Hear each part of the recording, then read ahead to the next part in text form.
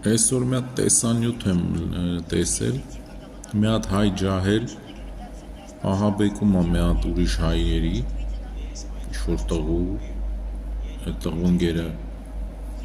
թուրքական երգ ա լսել, մուզիկա ինչ-որ հարթակներում,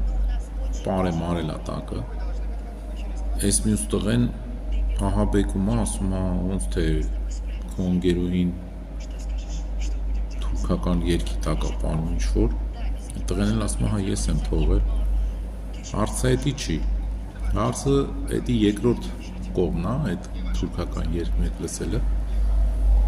բայց ասենք այդ տղու մոմենտով ահաբեկում ա, ասում ա ինչ-որ ոտոտ որից կպոկեմ, բան սենց բաներ, տակը քաշեմ, կրիշկեմ վրա այդ բան, չի նոր չնես կոնկրետնի չեմ լսել, բայց ես կուզենայի ասենք խոսքի այդ ահաբեկիչ տղուն հարցն այ ասեի իրա բնակելի վայրում ադրբեջանցի խոսքի թուրք չկա,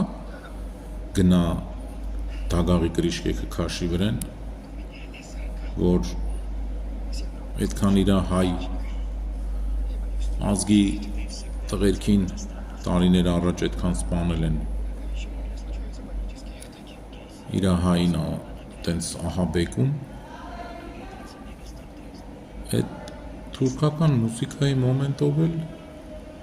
ես կասեի, որ Հայաստանում լիքը թուրքական հագուստ կա օրինակ, այդ հայ տղեն չգիտի, ինչապ եթե սա հայերին մորթի այդ հագուստները հագնում,